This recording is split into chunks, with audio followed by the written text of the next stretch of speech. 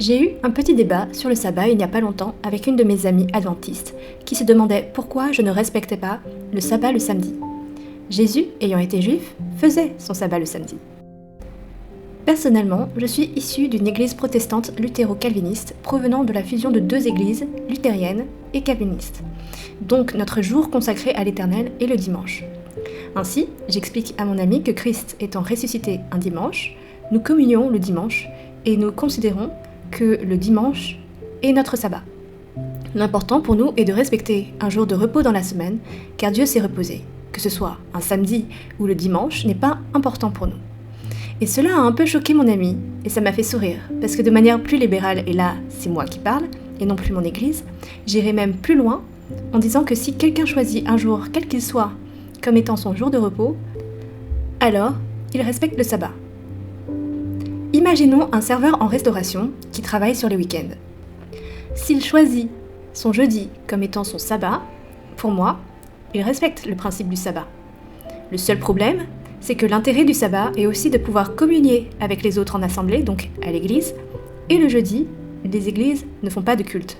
Mais à part ça, quelqu'un qui se reposerait tous les jeudis et le consacrerait à Dieu, je ne verrais pas vraiment où Dieu aurait à redire. C'est toujours mieux que de ne pas faire de sabbat du tout sur la semaine, sous prétexte qu'il travaillerait le week-end. Et cette discussion m'a un peu fait réfléchir sur la signification du sabbat, et surtout de ce que Jésus en a dit. Quand on prend les livres de la loi, le sabbat est une institution sacrée mise en place par Dieu lui-même, à respecter très scrupuleusement. Dieu cite le sabbat de manière répétée dans les livres Exode et Lévitique. Par exemple, dans Exode 31, versets 12 à 17, on a « L'Éternel parla à Moïse en ces termes. Et toi, dis ceci aux Israélites. Surtout, observez bien mes sabbats, car c'est là un signe entre moi et vous, de génération en génération, le signe que moi, l'Éternel, je vous rends saint. Vous observerez donc le jour du repos, car il est saint pour vous. Celui qui le profanera devra mourir, car quiconque fera un travail quelconque ce jour-là sera retranché de son peuple. On travaillera 6 jours, et le 7e jour sera un jour de repos consacré à l'Éternel. Quiconque fera un travail le jour du sabbat devra mourir. Les Israélites observeront le jour du sabbat en le célébrant de génération en génération. C'est une alliance éternelle. Il sera un signe à perpétuité entre moi et les Israélites, car en 6 jours l'Éternel a fait le ciel et la terre, et le 7e jour, il a cessé de travailler pour reprendre son souffle. Dans Lévitique 23, verset 3, on a également « Durant 6 jours, on fera son travail, mais le 7e jour est un sabbat, un jour de repos. Il y aura une assemblée cultuelle et vous ne ferez aucun travail ce jour-là. C'est un sabbat en l'honneur de l'Éternel, partout où vous habiterez. » Et en effet, le sabbat est inscrit dans les 10 commandements, c'est dire l'importance de ce sabbat. Et pourtant, qu'en dit Jésus ? C'est un point qui a tranché les Juifs, et notamment les pharisiens, contre Jésus. Car Jésus travaillait pendant le sabbat, il guérissait les malades.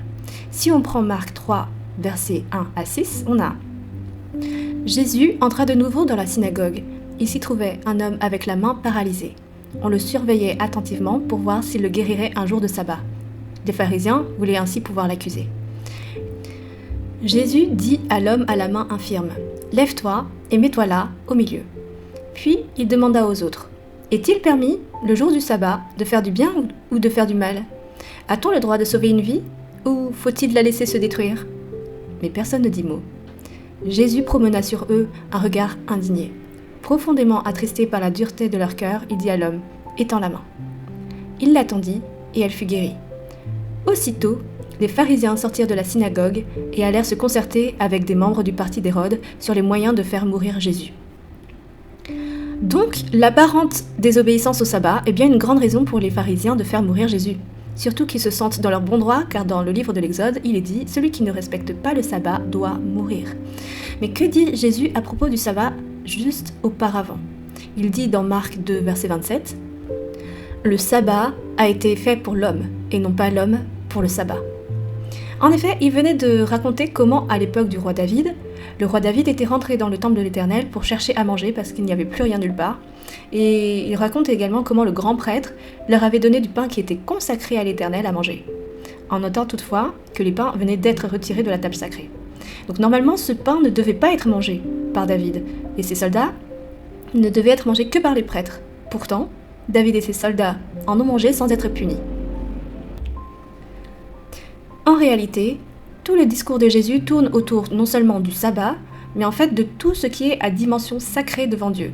Le sabbat, les pains consacrés, et puis Paul, l'apôtre Paul, rajoutera plus tard les interdits alimentaires, les fêtes, les nouvelles lunes, etc.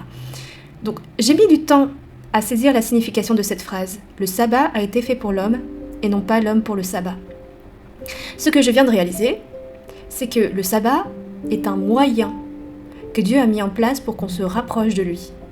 La manière dont Dieu le présente lors des 10 commandements est assez frappante dans Exode 20, versets 8 à 11. Il dit « Pense à observer le jour du sabbat et fais-en un jour consacré à l'Éternel. Tu travailleras 6 jours pour faire tout ce que tu as à faire, mais le 7e jour est le jour du repos consacré à l'Éternel, ton Dieu. Tu ne feras aucun travail ce jour-là, ni toi, ni ton fils, ni ta fille, ni ton serviteur, ni ta servante, ni ton bétail, ni l'étranger qui réside chez toi. Car en 6 jours, l'Éternel a fait le ciel, la terre, la mer et tout ce qui s'y trouve. Mais le 7e jour, il s'est reposé. C'est pourquoi l'Éternel a béni le jour du sabbat et en a fait un jour qui lui est consacré. » Donc, respecter le sabbat, c'est faire comme Dieu. C'est en quelque sorte ressembler à Dieu. Dieu a créé le sabbat pour que nous nous rappelions que nous avons été faits à son image. C'est pour nous rapprocher de lui et que nous le glorifions pour cela. Ça, c'est l'essence du sabbat. Et dans la forme, en effet, le peuple d'Israël était tenu de se purifier et de tenir une assemblée générale pour adorer Dieu. Mais est-ce que le respect du sabbat est la seule manière de ressembler à Dieu? Et ça, c'est la question que Jésus pose quand il guérit les malades le jour du sabbat. Est-ce que faire le bien n'est pas aussi ressembler à Dieu? Car Dieu aide, pourvoit, prend soin de ses créatures. Donc, faire de même un jour de sabbat, est-ce que ce n'est pas aussi lui ressembler? C'est pour ça que Jésus décrète: il est permis de faire du bien le jour du sabbat.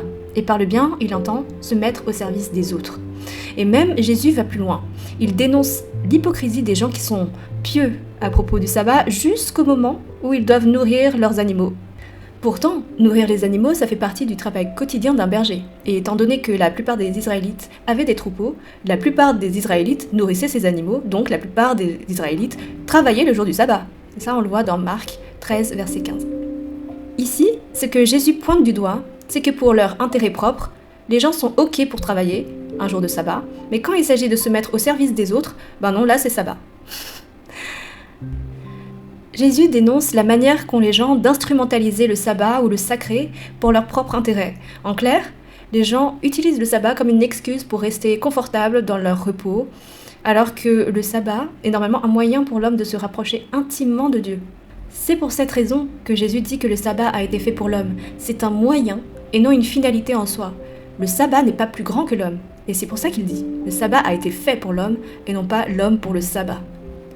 Jésus n'est pas contre le sacré, mais à choisir entre respecter le sabbat et rendre service à quelqu'un, Jésus va sacrifier le sacré pour se mettre au service de l'autre. Parce que ça aussi, c'est ressembler à Dieu, prendre soin des gens. Disons que tout est une histoire d'intention au final. Je reprends mon exemple de serveur en restauration. Il n'a pas le choix, il travaille les week-ends. Devrait-il démissionner ? Certains chrétiens diraient que oui. Personnellement, je pense que travailler les week-ends pour lui, déjà en soi, ce n'est pas agréable. Qui aime travailler le week-end ? C'est presque une punition en soi, mais il le fait car il doit gagner de l'argent pour subvenir aux besoins de sa famille. Et je pense que se mettre au service de sa famille, même si ça requiert de travailler sur un jour de sabbat, ce n'est pas offenser Dieu. Dieu lui a donné la grâce d'avoir une famille, ce serveur prend soin de ce que Dieu lui a donné. Et c'est quelque part louer Dieu pour ce qu'il a donné de travailler, même si c'est un jour de sabbat. Alors bien sûr, c'est vrai que si on prend ce genre de liberté, c'est un peu la porte ouverte à tous les excès. Mais en cela, je pense que chacun doit s'examiner en son âme et conscience. Mon travail est-il nécessaire en ce jour de sabbat ?